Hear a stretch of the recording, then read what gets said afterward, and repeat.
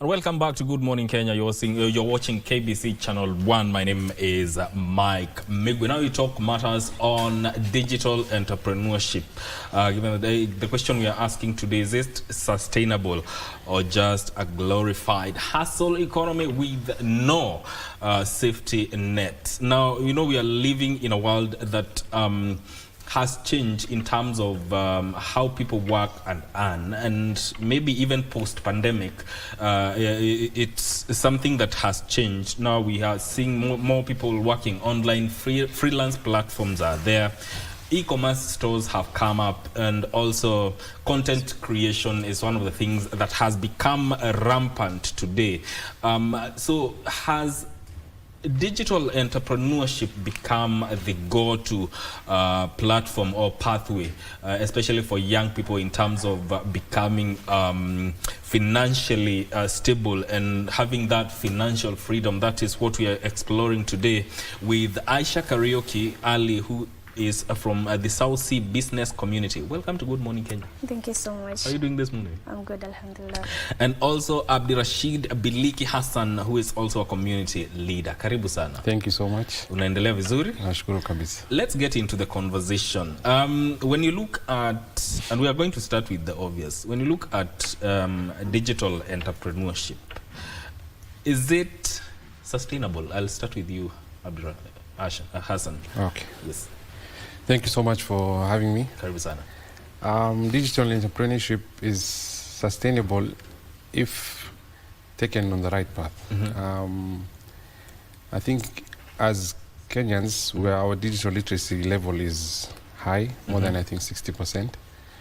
So, and a lot of youth are taking up more digital classes from school and going on. But I think there's a gap between the skill set that people have and the digital environment that they're getting into. So to be sustainable, it's like any other business. You need, first of all, an idea, then planning, and how you're going to sustain it for the targeted time you need. Maybe it's a project that will take you a few months, a few years. So sustainability really depends on the goal and the target that someone comes into the digital literacy environment with. So I think for some people it's sustainable, for some I can say not yet. Yeah. But not yet. Not yet. There's still gaps. Yes, there's still gaps. We shall come back to that. Yeah. But when you look at digitalization, Aisha, what do you think is its role in as far as entrepreneurship is concerned in this day and age? What I can say is that digitalization has made it easier for, you know, anyone to start, and you don't need a physical shop. You don't really need a physical shop. You just need like a social media page. You can just open, sell your clothes, sell your anything, even for the mom and poggers, even with the people who are small businesses. Yes. And you know, unemployment and underemployment is something that is affecting millions. Yeah.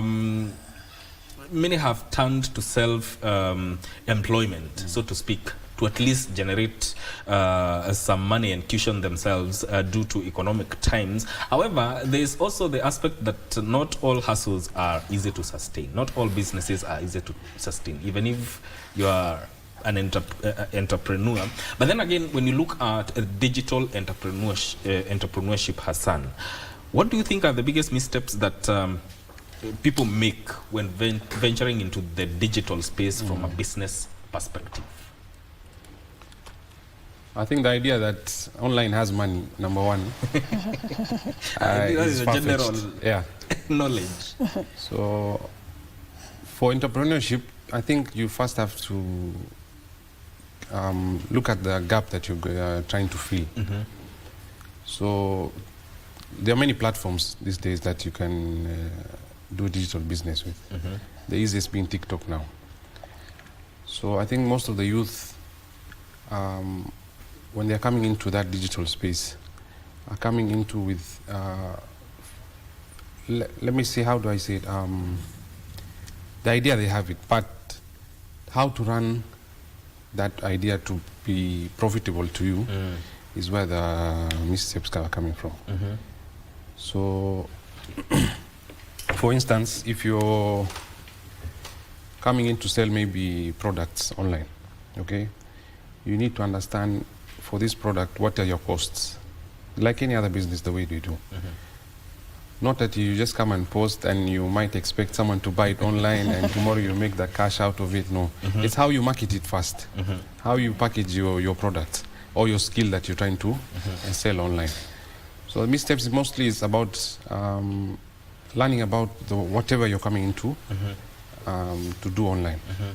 So mostly it's knowledge gaps, and I think if someone is consistent enough to do it, down the line they might understand and feel that mistake. But most of it is rushing into the online space without having the sustainable target to do it.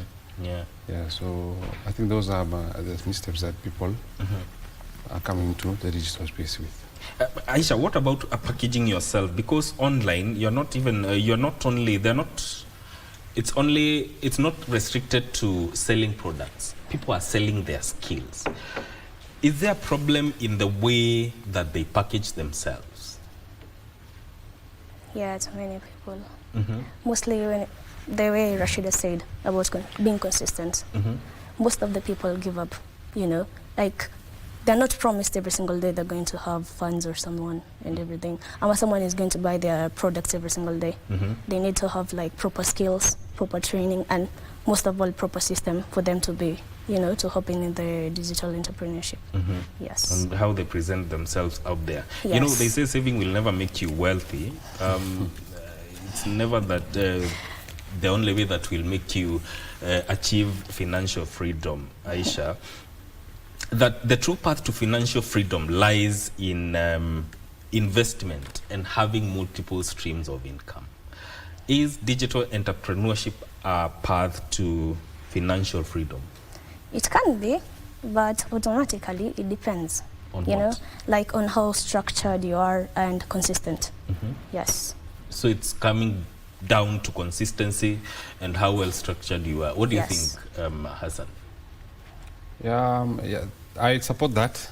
And secondly, like Uber and Bolt coming up now, if you're not consistent, okay, let's say you're a driver that is working or you have a Uber business running on the digital platform. If you're not consistent on your working hours like any other business, okay, if you're not doing the hours that are scheduled to make money, of course you're bound to fail. So that digital space, I think the entrepreneurship side, sorry, I'm trying to yeah, so I support it. And I think still consistency and structure is the main things that consistency and structure. Yeah. Yes. Sometimes you have employers that think side hustles reduce productivity. But then again, there are those others who recognize that entrepreneurial employees will bring fresh ideas and innovation into their primary roles. When you look at digital entrepreneurship, where should that balance be? Balance between productivity, innovation, and bringing new ideas. Of course, side hustle might bring down your productivity. Let's say you're a doctor, okay? And you have a side hustle that needs your time as well, during that 8 to 5. Of course, your employer will feel like you're less productive. So it depends on what side hustle you choose when you're employed. There are side hustles that can make you money while you're still working, you're 8 to 5, okay? And there are side hustles that need, because there's constant calls coming in, you need to plan this and this while you're working your 8 to 5. Let's say now you're working you're live on air now, and you're having a side hustle, and maybe there's power cut in your warehouse that you're trying to, you see? Yeah. So it's a balance that I think someone needs to find before he ventures into how can this work for me if I'm doing 8 to 5. How will I sustain this side hustle that is working digitally? Yes. and not disadvantage my main job now as your 8 to 5. So the balance mainly depends on the individual that and what he's trying to achieve on. Yeah. There are side hustles that might make more money than your 8 to 5, you know, and you might find ways of maneuvering while you're doing that. And there are side hustles that need your 100%, no, sorry, your 8 to 5 need 100% concentration and focus, and there's no way you could digitally do a side hustle with it. So it still depends on the individual and how they plan themselves out on working on it. So the good thing about the digital entrepreneurship is you make your own path. It's not designed to tell you certain parameters as followed, or you have to come in at this time, or there's a location you have to be in at that time. So it's still a balance bit of that individual and how they really plan themselves. It's about planning yourself and knowing what works for you. Because exactly. it's not a one fits all. Because what works for you is you should know. Of course, the same way I told you, if someone says online makes money, it depends on which side of online are you making money from. But then, Aisha, when you look at that aspect of there's money online, is there a certain perception that, especially the young people have when it comes to online work and digital entrepreneurship? Is it that they think online has money and once you get in there you want to make instant money, or they don't trust? Is it a case of trusting the process? Yeah, I can say that it's a case of trusting the process, because you cannot just wake up a day and then, you know, of course, yes, many people right now, maybe investing their time in their side hustles, maybe posting their jobs online and all that. But I feel like, yes, it's trusting the process, because you have to post, market your business and all that, people to see your business, then from there, now everything is going to be right. Yeah. People are going to see your page, people are going to buy your products, and at least you'll have to, you know, you'll have some things in your pockets and everything. At the same time, you can focus on your main job. Yes. And from where you sit, and when you look at digital entrepreneurship genuinely, is it creating scalable businesses, or there's some sort of overstating of its transformative power? Is it powerful enough to create scalable businesses? I can say not everyone is scaling. Like, many are still managing, like, to maintain. They're still managing to maintain their daily income. Yes. So it's not something that you can solely depend on fully to scale your business. Yes. And you know, it's not every business that's working online that has a brick and mortar like a physical shop. But we've seen people who have moved from online and put up, gone to brick and mortar and still maintain their online identity. Should that be part of what you would say is a business strategy for anyone who is looking to start online doing business? Aisha? I can say many are joining, but only a few are transitioning, you get. To real world, I feel like most are still in survival stage. Survival stage? Yes. Why is that? You know, they've not yet grown. They're yet to grow within the business. Yes. Asan, you know, it's projected that by 2032, many will have joined the digital space. There's rapid growth. It's projected that around 2032 there'll be an increase in growth in terms of amounting to $1.8 trillion dollars by 2032. But when you look at the digital space today from a business perspective, how many are actually transitioning from survival to income, from survival income to wealth creation? There's a good number, and they've scaled their businesses down many years back when starting online. Mostly e-commerce businesses. I can say for them, people that have now serious e-commerce businesses are creating wealth by the day. So wealth creation depends on exactly how you plan yourself, from warehousing to logistics and to deliver your product to the end customer. So I think it's for wealth creation in certain parts of business. Digital entrepreneurship plays a big part in wealth creation.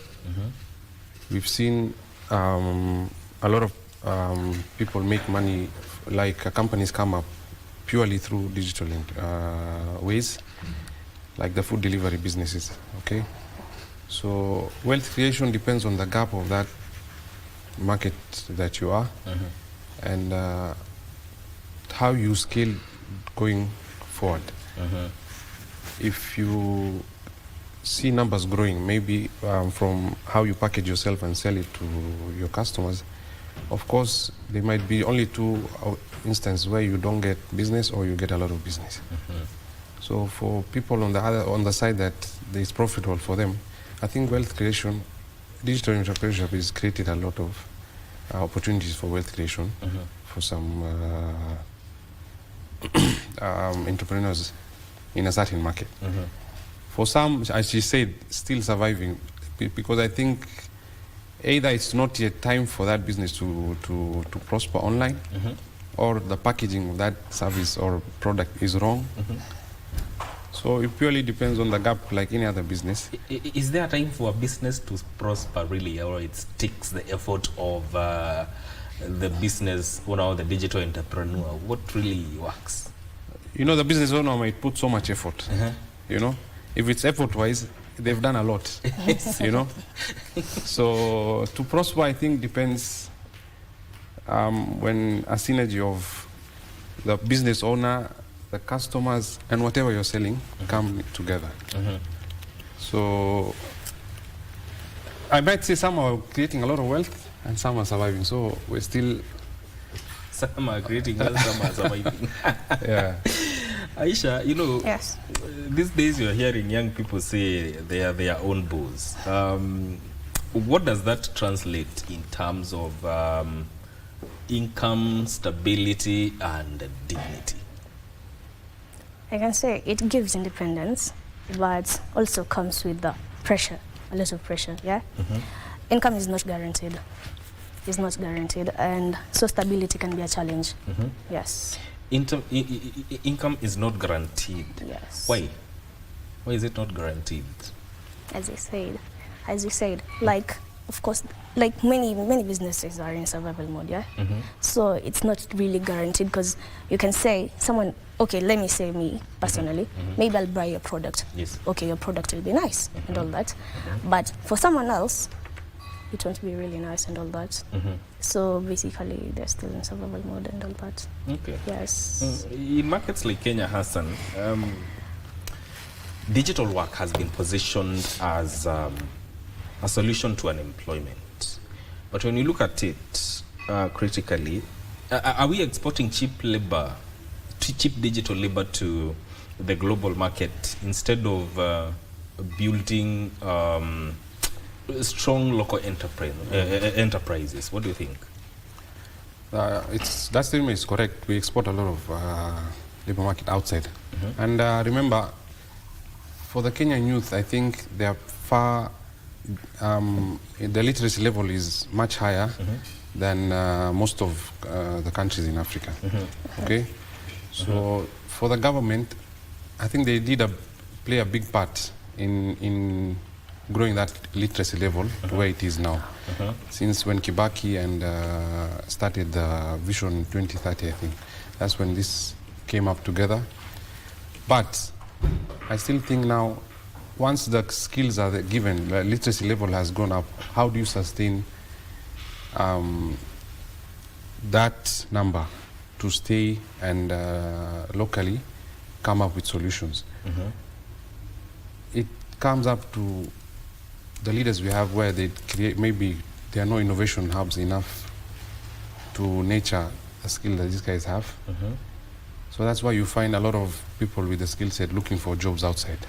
Okay, looking for jobs online. That you've seen people even do projects and master's projects for people in universities that are in Europe, and someone is sitting in Kenya, you know. If those skill sets were captured, I think they would create a lot of local businesses coming up.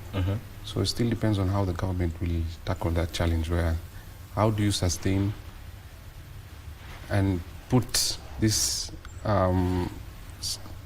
youth that are, their literacy level is very high and no jobs. How do you empower them with the skills that they have and make it profitable for them going forward, instead of now getting exporting a lot of labor outside. Aisha, if digital entrepreneurship is here to stay, well, and it's already here, what responsibility should businesses and online platforms take in building sustainability? Because sustainability for any business is something that is necessary. I feel like platforms should support like users with fair policies and better pay structures and access to training to help them, to help the people grow. Yes, with their capacity building. Yes. What do you think? Are there protections that are urgently needed to make this economy work for ordinary people, especially now that we are talking about digital entrepreneurship? Protection as in the rights, maybe patent and all that to be made easier for the youth, so that when you have an idea, the government can help you out in patenting your idea. Those protections are far-fetched now. And if someone comes up with an idea and it's not yet done yet, mostly in Kenya, to do the patent process is a lot of time and needs a lot of resources. So I think if those were worked on, then mostly it's protecting your idea. Online, in mostly that's what the protection is needed. And even financial protection on the wallets people are using and all that.